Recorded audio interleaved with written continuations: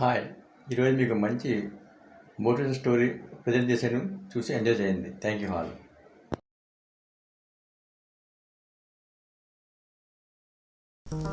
స్వాగతం to my channel. ఈరోజు ఒక మోటివేషనల్ స్టోరీ మీ ముందు ప్రజెంట్ చేస్తున్నాను. ఎవరైనా కొత్తగా చూసినట్లయితే సబ్స్క్రైబ్ చేసుకోండి. అదేవిధంగా ఈ వీడియోకి లైక్ ఇచ్చి ప్రోత్సహించండి. Thank you all. నేడను దాటిన మనిషి. రాజేష్ అనే ఒక చిన్న పట్టణంలో పుట్టాడు బాలుడు. తండ్రి ఆటో డ్రైవర్, తల్లి కూలి పని చేసేది.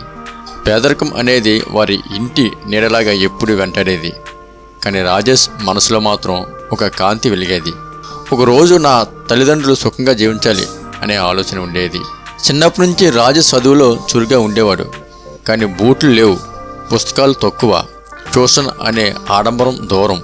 అయినా అతను చదువు ఆపలేదు. పాఠశాల వెళ్ళడానికి 3 కిలోమీటర్లు నడిచేవాడు. ఒకరోజు వర్షంలో పుస్తకాలు తడిసిపోయాయి. టీచర్ కొట్టాడు. స్నేహితులు నవ్వుకున్నారు. ఆ రోజు రాజేష్ మనసులో ఒక మాట పుట్టింది. నా పరిస్థితిని కాదు, నా ప్రతిభను చూసే రోజు రావాలి అని. ఇంటికి వచ్చిన తర్వాత తల్లి అతని తడి పుస్తకాలు పొయ్యివేడికి ఆరేసి, నీవు ఓడిపోకు బాబు, నీ కష్టం వృధా కాదు అంది. ఆ మాట రాజేష్ గుండెలో శిలలాగా చెక్కుపోయింది. 10వ తరగతి పరీక్షల్లో ఫస్ట్ క్లాస్తో ఉత్తీర్ణయ్యాడు. కానీ ఇంట్లో డబ్బు లేదు. ఇంజనీరింగ్ చేయాలనుకున్నాడు. కానీ ఫీజు పెద్దది. పొలాల్లో కూలి పని చేసి రాత్రులు లైట్ కింద చదివి పాలిటెక్నిక్లో అడ్మిషన్ తీసుకున్నాడు. అతని జీవితం అప్పుడు ఒక యుద్ధభూమిలా మారింది. ఉదయం పని, సాయంత్రం క్లాసులు, రాత్రి చదువు. ఫైనల్ ఇయర్లో ఇంటర్వ్యూ వచ్చింది.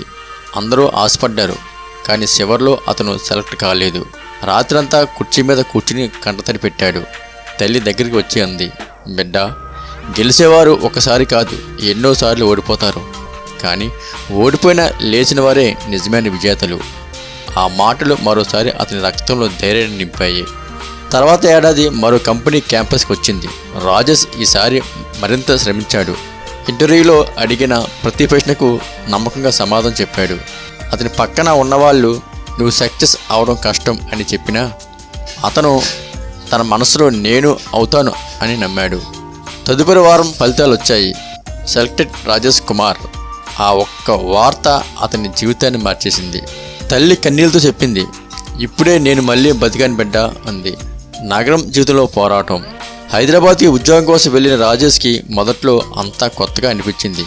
పెద్ద కంపెనీ, పెద్ద భవనాలు, కొత్త మనుషులు. తన పేద నైపుణ్యం కారణంగా కొందరు అతన్ని తక్కువగా చూశారు. కానీ అతను ప్రతిసారి తన పని ద్వారా జవాబు చెప్పాడు. ఒకసారి మేనేజరు అతన్ని బహిరంగ తప్పుపట్టాడు. ఆ రాత్రి అతను రూఫ్టాప్కి వెళ్ళి ఆకాశం వైపు చూశాడు. దేవుడా, నేను కష్టపడి పనిచేస్తున్నా, ఎందుకు ఇలా? అప్పుడు అతనికి తల్లి మాట గుర్తొచ్చింది. నీడ లేకుండా కాంతి ఉండదు అనే మాట. తర్వాత రోజు అతను మరింత కృషి చేశాడు. ఒక ప్రాజెక్టులో అత్యుత్తమ పరిష్కారం ఇచ్చి కంపెనీ అవార్డు దక్కించుకున్నాడు. 7 ఏళ్ల తర్వాత రాజేష్ ఒక సాఫ్ట్వేర్ కంపెనీ మేనేజర్ అయ్యాడు. తన మొదటి జీతం వచ్చినప్పుడు తల్లికి ఇచ్చిన బహుమానం గుర్తొచ్చింది. ఒక కొత్త చీర, ఒక జత చెప్పులు. తల్లి చిరునవ్వు అతనికి అందమైన జ్ఞాపకం. ఒకరోజు పాత పాఠశాలకు వెళ్ళాడు. పిల్లలు నేల మీద కూర్చుని చదువుతున్నారు. పాతబడి పుస్తకాలు, చిట్లిన బల్లలు. అతను ప్రిన్సిపల్కి చెప్పాడు, నేను ఇక్కడి నుండే ప్రారంభించాను, ఇప్పుడు నా వంతు వచ్చింది. అతను రాజేష్ స్కాలర్షిప్ ఫండ్ అనే సంస్థ ప్రారంభించాడు.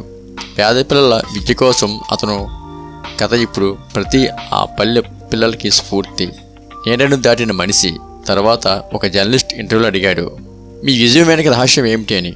రాజేష్ చిన్నవు చిందించి అన్నాడు, నేను ఎప్పుడూ కాంతిని వెతకలేదు, నా నీడను దాటడం నేర్చుకున్నాను. కష్టాలను దాటితేనే కాంతి మన వైపు వస్తుంది. ఈ యొక్క కథ యొక్క సారాంశం, కష్టం అంటే మనల్ని తాత్కాలికంగా వెనక్కి నెడుతుంది, కానీ శాశ్వతంగా బలంగా చేస్తుంది. పేదరికం అనేది శాపం కాదు, అది మన కృషిని మలిసే శక్తి. నమ్మకం, మనం మనపై ఉంచిన విశ్వాసమే నిజమైన విజయం. సహనం ప్లస్ పట్టుదల ఇజగొట్టి గెలుపు. జీవితం మనకు ఎన్ని అడ్డంకులు పెట్టినా మన విశ్వాసం పెద్దయి ఉంటే ఎవరూ మనల్ని ఆపలేరు. నీడను దాటిన వాడు కాంతిని సొంతం చేసుకుంటాడు.